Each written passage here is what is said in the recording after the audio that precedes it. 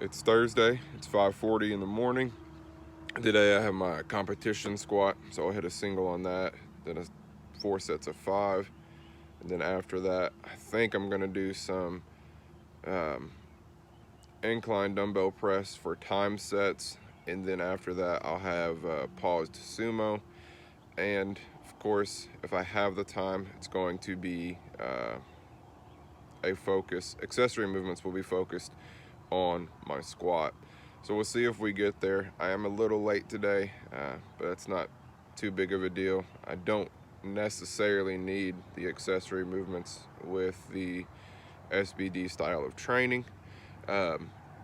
Something that I want to try out with you guys or whoever watches is prayer requests. So if you have any prayer requests as you're watching this video, or maybe you come back later on and say, hey, I did have one, just drop it in the comments below. I'd love to pray for you, love to take that request to the Lord on behalf of you. So if you have that, drop it down below, or if you would rather not put that in the comments and get a hold of me on one of my social media On accounts. SBD days, That, I of course, always do works well. some type of See you warm-ups, soon. anywhere from 2 to 4 exercises and anywhere from 2 to 4 sets with anywhere from 15 to 25 reps. Here I'm doing kneeling cable crunch. It's warming up my core and warming up my back. If you're not bracing properly and if you don't have the proper core strength on a squat, then your back is going to take over and your back's going to hurt. And I'm also warming up my back because, well, I lift in the morning and my back is typically tight because I've been laying in bed. I also had to drive to the gym, so I've been seated for a while. So this really helps to warm me up. Lat pull downs for my lats and also my rear delts and the muscles in my upper back so I can get into a low bar position. If my lats are not what they need to be, then I might fall over coming up from a squat. And we've all seen the disasters of people falling over, the injuries that they can obtain from not really having tight lats. So always keep your lats tight, always warm those up. Then I get here to a Cossack squat. I think that's how you pronounce it. This really helps to warm up my hips and my hamstrings. They are typically tight, especially my hips from being seated for a long time and my job. I'm not really standing all too much. So I'm seated, those are tight, and it just is not a good mix for squats. So I always warm these up, and they really help with sumo deadlift as well. That is my competition style of deadlift. And you can see me kind of practice a wider stance squat, and that's typically what I do on deadlifts as well. So if you're not implementing warm-ups, I definitely recommend. Something I will always try to do is to make my reps look exactly the same. So hopefully as you watch this, you can see that my squats are almost the same as I continue to progress in weight.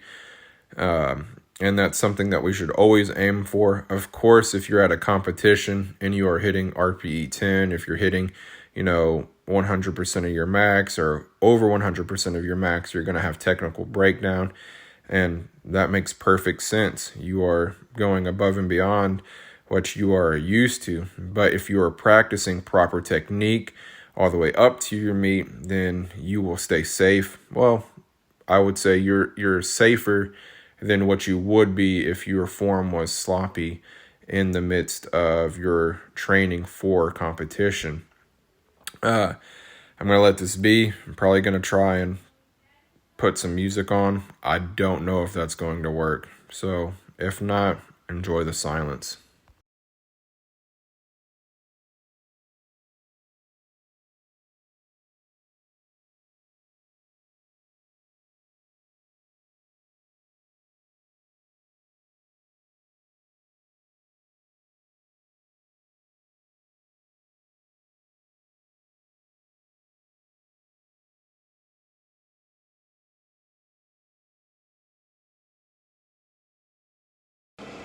Last week my top single on squat was 375 and my back was hurting just a bit. It's one of the reasons why I don't like lifting in the morning, but I did hit 375. 365 went really well, better than I had anticipated, but I don't think I'm going to like make a huge jump. So I'll throw 380 on, and whether I get it or not, that'll be my top single for the day.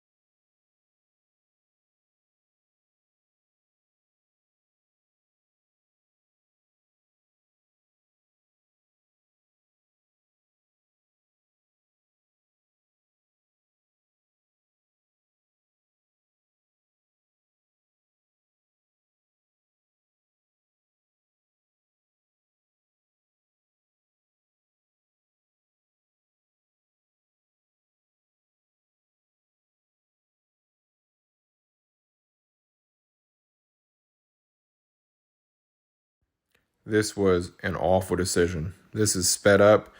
I thought, let's throw something in spicy. This was spicy, and the spice got to me.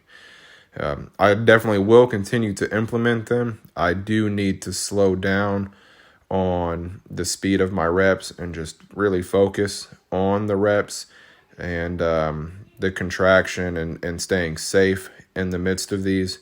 When you get to the second set, which we're almost there, you will see that I get gassed in the last 10 seconds. So I did take a break, but I pumped out, I think, like 4 more reps just to be that guy and to hold true to what I was doing.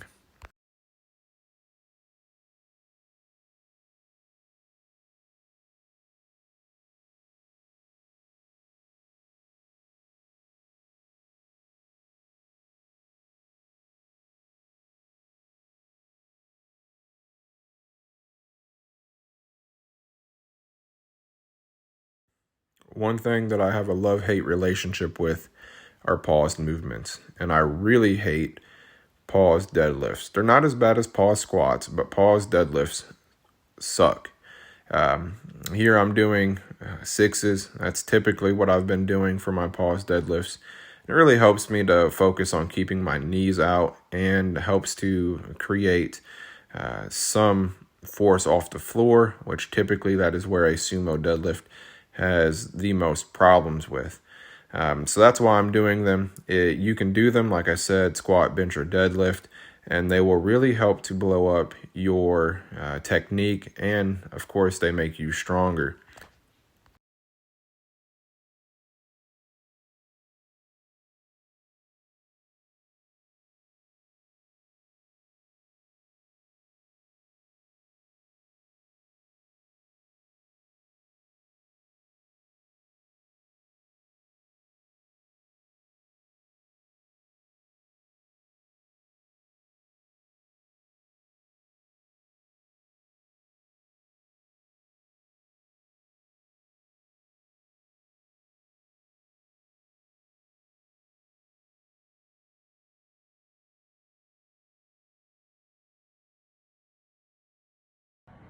That was the end of the workout. I showed you guys literally everything but 2 sets of squats, which was my 70%, a warm-up set for incline dumbbell press, and the first set of sumo deadlift. Aside from that, you guys saw everything. You saw my warm-up, and that's typically what I do every lifting session. Some type of squat, bench, and deadlift variation.